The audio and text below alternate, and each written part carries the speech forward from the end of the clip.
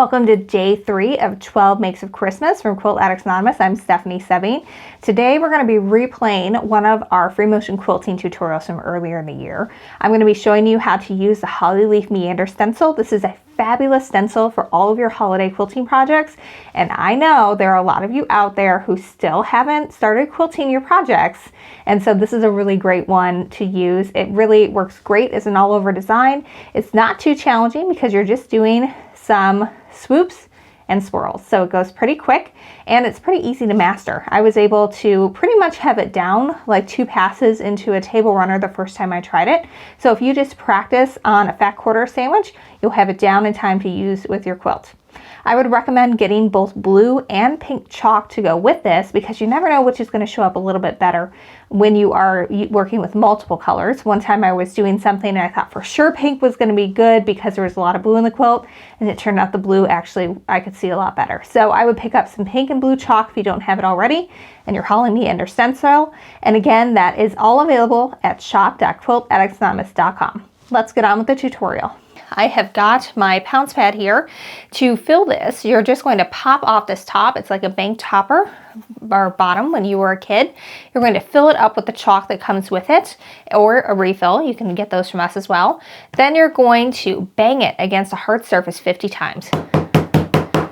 Like really hard, like you really are ticked at somebody. And that is going to force the chalk to come through to the applicator, so that way you can really get this nice and saturated. And if you're filling it for the first time, repeat that and do it a second 50 times once you filled it up to the top, and that will push the chalk through. Now this stencil is a little bit different than the ones we've worked on before. Normally when we're working with a stencil this large, the repeat is from top to bottom. In this case, the repeat is from side to side. So we've got our registration mark here, and you can see that we're gonna quilt all the way down and then end up over here, and then we're gonna repeat and do it all over again. So let's just go ahead and mark our quilt first. In this case, I'm using a fat quarter to practice with, and I recommend, even if you are gonna be doing this on a full quilt, always practice on a fat quarter sandwich first, because then you will get the muscle memory and the motion down a little bit before you have to do it for real on the real thing. I know when I did it for the first time, I just kind of went for it, and the first couple holly leaves, they looked okay, but they looked a whole lot better by the time I was on my second and third pass. So if you can get that out of the way on a piece that doesn't really matter, and you can always, you know, bind it and use it as a placemat, then that would be great. All right, so I've got everything nice and primed here. So now I'm going to swipe it across. I know this is called a pounce pad, so it is really tempting to pounce it, but you really just want to swipe it across, and that is what will get the chalk to transfer through. The white part is kind of like the same material that you would use if you were screen printing a t-shirt. It's just a fine mesh, and so it allows that chalk powder to fall through. Now I'm going to go ahead and just pull up my corners a little bit and make sure that that chalk has transferred through. Looks like I could do a little bit better on that side. Let's see this side. That side's showing up real well. Give it a few more bangs, and I'm going to swipe across one more time here. The reason why I always only pull up on the corners is because once it gets moved, it's kind of hard to get it back in the same spot. So if you can just check in a corner, that usually works the best. Oh, that is looking very nice.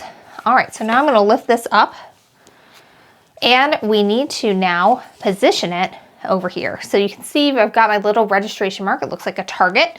So what I can do is I can sort of fold that back and put my thumb there and line it up so that it is right on top. And you sometimes, depending on what the fabric is like underneath, can kind of see through to make sure that everything is lining up the way you want it to. That a little bit further in there. All right, that's looking good. And I can tell from over here, you probably can't see it on camera, but I can tell that the line is coming through here. And so that way it's going to be nice and sort of snugged in next to each other, but I won't have any overlapping lines. You also can use your blocks on your quilt to sort of help you be in alignment, but in this case we're just using a fat quarter, so a little bit different because we don't have those normal pieces to use as guides. Very nice. Now that is very nice and thorough. You can see here where everything came together that matched up perfectly. My registration marks were right on top of each other. So now we're just going to start over here, and what we're going to do is we're going to quilt in, and I'm going to quilt this part first and go all around the holly leaf, and then I'm going to pop in and out, do a little loop-de-loop, and then repeat, and just kind of keep going around the whole holly leaf, and then in and out and on to the next one. They're just all a little bit different size. The shape is all about the same, and it just is a really nice all over quilting design for your holiday projects. Let's get started. So normally you see me quilt from top to bottom, but because this one goes from right to left, I'm actually going from right to left here too. So I'm going to quilt all the way up and over, and then eventually we're going to pop over here. And as always, what I've done is I'm going to be quilting with one hand up and one hand down so you can see over on the side camera. But normally I would quilt with my hands like this, so that way I am just sort of moving around the machine and really holding on to that fabric well. And I have reduced my stitch length to 0 because my feed dogs are not lowering on my machine today. Having a problem, but you would want to lower your machine feed dogs if you can. If not, just reduce your stitch length to 0. And I've got my speed control set at medium because that's easier for me to sort of keep a steady speed and stitch length on that setting. Let's get started.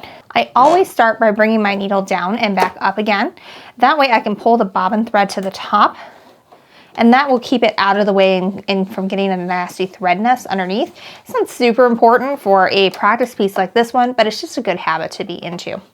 The other thing I'm making sure I'm doing is that the part with the chalk is not rubbing against my body. I've got it set on so that this part is up, because otherwise the chalk could rub off on my shirt and then I won't be able to see where I'm going next, and that's not good. When you are working and moving your hands around the quilt, also be careful not to drag your hands. Make sure you lift them and then set them down. That'll help keep the chalk in place until you have gotten around your holly leaf. All right, so we're going to start right here. We're going to come in and we're going to quilt all the way around the holly leaf. We're going to come in, out, do the loop, and then go on again and repeat that process.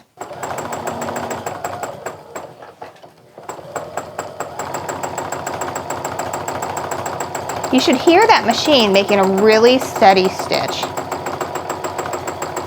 And if it's moving at a steady pace, and you're moving at a steady pace, then you're going to have really consistent stitch length. And that's always the goal. All right, so I'm just following along those peaks. It really is not that bad. So when I come to the center, I'm going to quilt in, back out again, and most of the chalk has come off by this point as I quilted around it, but I can still see where I'm going. So now I'm going to go ahead and loop around that first loop-de-loop.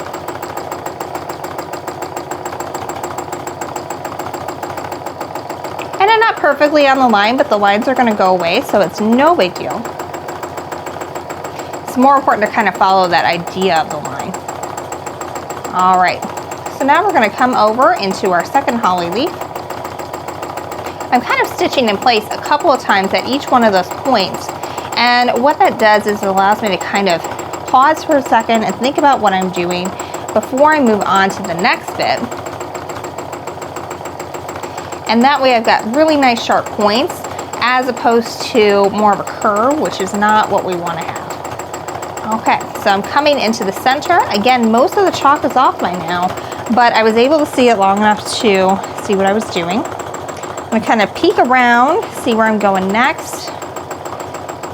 See, I've got a loop-de-loop coming. And then we're going right into another holly leaf. All right, I have not really repositioned my hands yet. It's time to do that though. I'm losing control, I can tell that. Now I am about to start this leaf here. So always want to stop with your needle down at a point where it's going to be inconspicuous when you start again if you have a little bit of a jog. So good spots to do that are always points because you're going to be changing directions anyway. So you can just stitch in place a couple of times and then move on with yourself. But you want to be able to get back up to your steady speed and then start moving. And that will help keep it from looking like you've got giant stitches when you get started or a big wobbly mess. Just working my way around. And really by the time I made it around each of these holly leaves, that center has been pretty much gone as far as the chocolate's concerned. But you know, you just have to go up the center to kind of create the spine of that leaf. So you can just kind of eyeball it. All right, I'm just gonna keep on quilting this. It is literally the exact same process.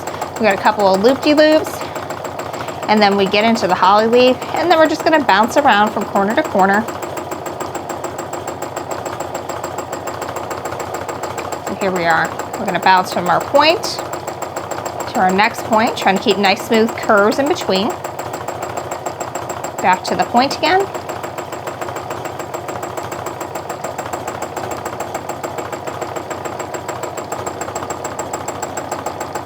Now here we are at the center. The majority of the chalk is off, but I can kind of see the outline of where it was. So I'm just going to create that spine. And just don't worry too much if some of the chalk is gone. At that point, you've got the majority of it. You can eyeball it from there because those lines are going to go away, and if you aren't perfectly on them, no big deal.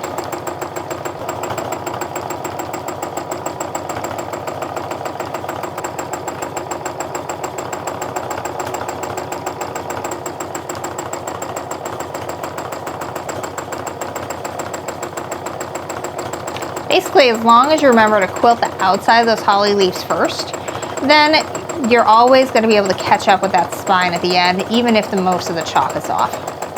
All right, so you can see that we've got some really nice holly leaves here with some nice little swirls in between. The beautiful thing is that leaves are not perfect in nature, so they don't have to be in your quilting either. You can kind of faintly see where the line of the chalk still is, but it is really easy to get it off from here.